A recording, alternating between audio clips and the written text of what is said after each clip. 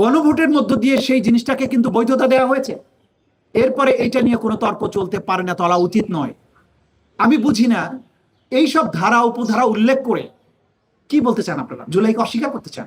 কিছু হয়নি জুলাই। পাখি গান গাহিতেছে, বাতাস বহিতেছে, নির্বাচন হইতেছে, আমি এমপি হইতেছি, এরকম ব্যাপারটা ছিল? আপনি কোথায় ছিলেন এই পার্লামেন্ট? আচ্ছা, যদি সংবিধানের কথা বলেন, সংবিধানের আর্টিকেল 7 কথা ভুলে গেছেন? একটা নির্বাচিত সরকার, আপনার ভাষায়, কনস্টিটিউশনের ভাষায়, যদি উৎখাত করে মিছিল করে 5ই আগস্টের সবাই তখন রাষ্ট্রদ্রোহী, নির্বাচিত সরকারকে উত্থানের দায়ে। প্রত্যেক জুলাই বিপ্লবী ছাত্র জনতা সবাই, বাংলাদেশের যত কোটি মানুষ আছে আওয়ামী লীগ ছাড়া, প্রত্যেকেই তখন রাষ্ট্রদ্রোহী, প্রত্যেকের ফাঁসি হবে।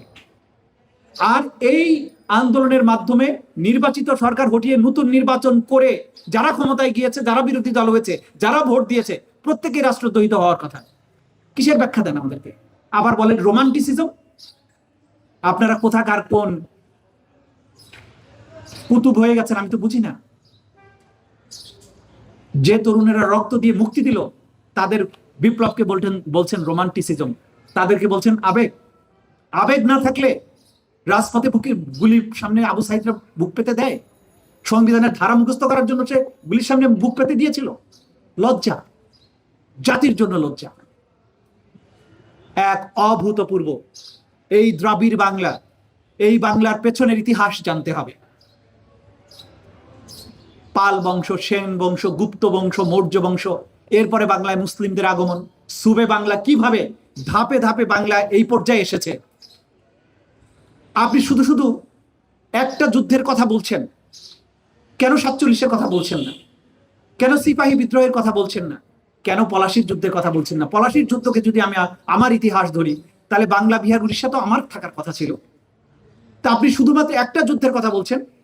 অতীতের গুলো তো অতীত, জুলাই হচ্ছে বর্তমান। আমরা বর্তমানে দাঁড়িয়ে আছি। অতীত আমার অনুপ্রেরণার উৎস।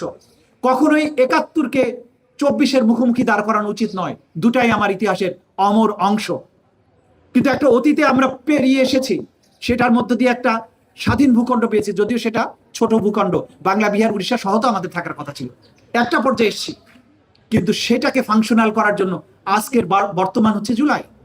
আমরা সেই বাস্তবতায় দাঁড়িয়ে রাষ্ট্রটাকে এক অনন্য উচ্চতায় নিতে চাই, যেখানে ফেসবুক পোস্ট ডিলিট করো, নইলে পরে সমস্যা হবে। এই যে সংস্কৃতি ছিল 17 বছর, সেগুলো কি আমরা পার হয়ে আসিনি?